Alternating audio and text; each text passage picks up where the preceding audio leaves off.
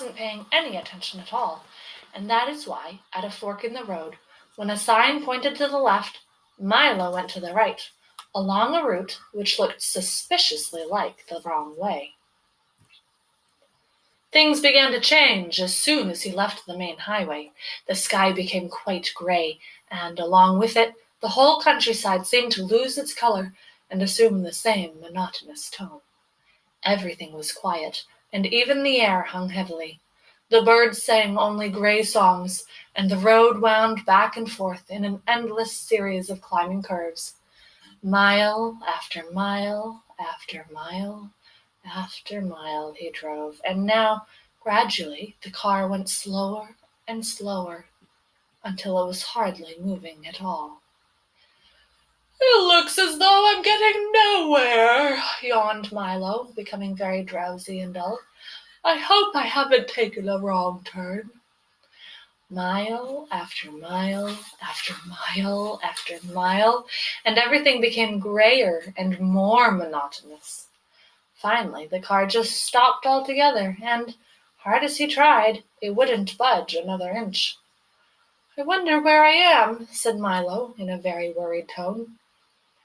"You're in the doldrums," wailed a voice that sounded far away. He looked around quickly to see who had spoken. No one was there, and it was as quiet and still as one could imagine. "Yes, the doldrums," yawned another voice, but still he saw no one. "What are the doldrums?" he cried loudly, and tried very hard to see who would answer this time. "The doldrums, my young friend, are where nothing ever happens and nothing ever changes." This time, the voice came from so close that Milo jumped with surprise, for, sitting on his right shoulder, so lightly that he hardly noticed, was a small creature exactly the color of his shirt. "Allow me to introduce all of us," the creature went on. "We are the Lethargerians, at your service."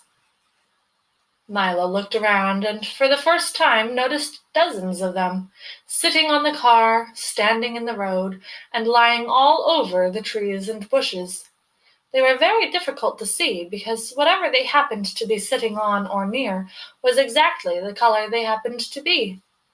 Each one looked very much like the other, except for the color, of course, and some looked even more like each other than they did like themselves. "I'm very pleased to meet you," said Milo, not sure whether or not he was pleased at all. "I think I'm lost. Can you help me, please?" "Don't say think," said one sitting on his shoe, for the one on his shoulder had fallen asleep. "It's against the law." And he yawned, and fell off to sleep too. "No one's allowed to think in the doldrums," continued a third, beginning to doze off. And as each one spoke, he fell off to sleep, and another picked up the conversation with hardly any interruption.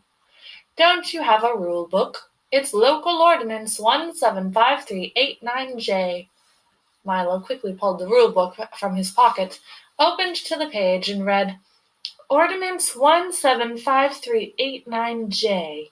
It shall be unlawful, illegal, and unethical to think of thinking, surmise, presume, reason, meditate, or speculate while in the doldrums. Anyone breaking this law shall be severely punished." "That's a ridiculous law," said Milo, quite indignantly. "Everybody thinks." "We don't," shouted the Lethargerians all at once. "And most of the time you don't," said a yellow one sitting in a daffodil. "That's why you're here. You weren't thinking, and you weren't paying attention either. People who don't pay attention often get stuck in the doldrums." And with that he toppled out of the flower and fell snoring into the grass. Milo couldn't help laughing at the little creature's strange behavior, even though he knew it might be rude. "Stop that at once," ordered the plaid one, clinging to his stocking. "Laughing is against the law. Don't you have a rule book? It's Local Ordinance 574381W. Opening the book again, Milo found Ordinance 574381W. "In the doldrums, laughter is frowned upon, and smiling is permitted only on alternate Thursdays. Violators shall be dealt with most harshly." Well, if you can't laugh or think, what can you do? Asked Milo. Anything, as long as it's nothing, and everything, as long as it isn't anything, exclaimed another. There's lots to do. We have a very busy schedule. At 8 o'clock we get up, and then we spend from 8 to 9 daydreaming. From 9 to 9:30 we take our early mid-morning nap. From 9:30 to 10:30 we dawdle and delay. From 10:30 to 11:30 we take our late early morning nap. From 11 to 12 we bide our time and then eat lunch. From 1 to 2 we linger and loiter. From 2 to 2:30 we take our early afternoon nap. From 2:30 to 3:30 we put off for tomorrow what we could have done today. From 3:30 to 4 we take our early late afternoon nap. From 4 to 5 we loaf and lounge until dinner. From 6 to 7 we dilly-dally.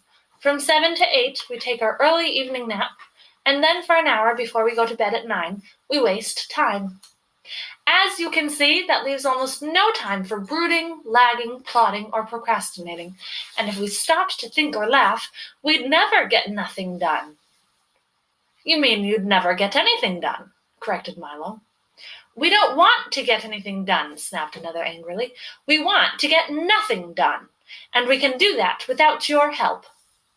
You see, continued another in a more conciliatory tone, it's really quite strenuous doing nothing all day, so once a week we take a holiday and go nowhere, which was just where we were going when you came along.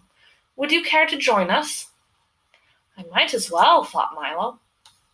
That's where I seem to be going anyway.